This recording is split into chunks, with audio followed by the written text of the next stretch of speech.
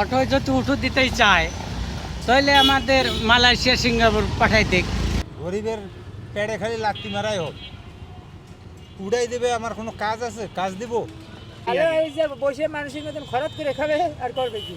সরকারের কাছে দাবি আমাদের অটো লাইসেন্স করে লেখ। এখন পাও গাড়িতে লোক উঠতে চায় না, তাহলে আমরা সংসার কিভাবে চালাবো বলেন? এর আগে কি করতেন? এর আগে পাও গাড়ি চালাইছি, এখন পাও গাড়িতে লোক উঠতে চায় না। সরকারের কাছে দাবি আমাদের অটো লাইসেন্স করে লেখ, লাইসেন্স দিক।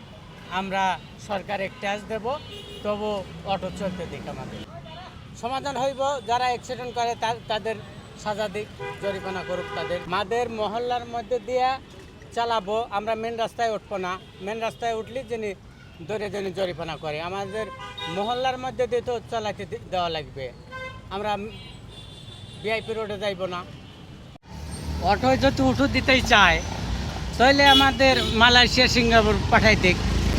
কিস্তি তুলে মায়া বিয়ে দিচ্ছি 50,000 টাকা, সপ্তাহে 500 টাকা কিস্তি। এই কিস্তি কে শোধ করবে? নইলে আমাদের চাকরি দিক, নইলে আমাদের অটো চলতে দিক। তাছাড়া আমরা কিভাবে সংসার চালাবো? আমাদের বলি লাভ নেই রে বাবা। গরিবের কোনো স্থান নেই। গরিবের পেটে খালি লাত্তি মারাই হোক, উড়াই দেবে। আমার কোনো কাজ আছে, কাজ দিব।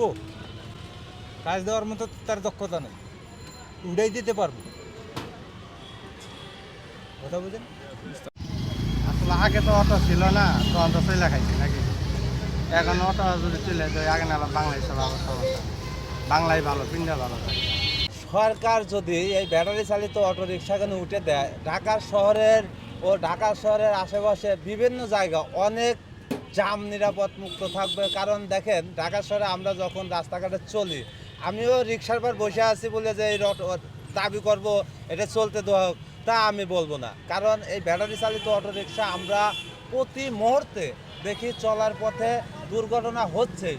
দেখেন, ঢাকা শহরে আমরা তো বিভিন্ন জায়গা যাওয়া আসা করি, তো সেখানে দেখি যে এই ব্যাটারি চালিত অটোরিকশা, এদের কোনো প্রশিক্ষণ নাই, এদের কোনো মনে করেন যে নিয়মকানুন জানা নাই। দেখা যাচ্ছে দেশে ক্ষেত খামারে কাজ করতো, ওখান থেকে আইসে ঢাকা শহরে অটো গাড়ি চালালেই, পিক আপ দিলেই গাড়ি চলতেছে, হ্যাঁ, কামাই করা যাচ্ছে। তো সেই চিন্তা ভাবনা করে সবাই আসলে আসছে পেটের তাগিদে। কিন্তু আসলে এই পেটের তাগিদে ঢাকা শহরে আইসে যে আমরা এই যে অটো গাড়ি চালাচ্ছি, এই অটো গাড়ির কারণে আমি মনে করি অনেক যানজটের সৃষ্টি হয়, প্লাস অনেক দুর্ঘটনার সৃষ্টি হয় আমি মনে করি। তাই আমি মনে করি যে এই অটো গাড়িগুলো চালানে উঠে দেওয়াটাই উত্তম। তখন আমরা ওই যে আগে যে আমি ভিতরে চালাবো, আমার এটা কইরা চলাইতে হইব। আমি বিভিন্ন বছর ধরে এটা চালাচ্ছি। এর আগে আমি পায়ের গাড়ি চালাচ্ছি, নাহলে মিডিয়ামে আমার বিভিন্ন জায়গায় দেখেন, আমার যদি ক্যামেরা থাকে তখন আমার দেখতে পাইছি।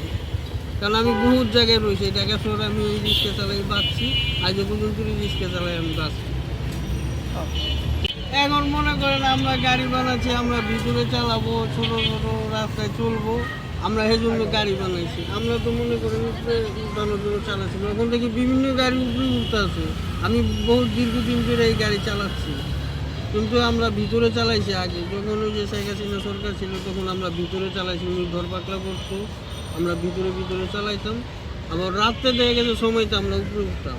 এখন তো আমরা দেখি যখন বিভিন্ন গাড়ি চলতেছে, তখন আমরা উঠি। এখন আমারও না উঠা পড়া নাই। আমার যাত্রী বলে যে বিভিন্ন গাড়ি যাচ্ছে, তুমি যাবা না কেন? তখন তো আমার কোনো সমস্যা নাই।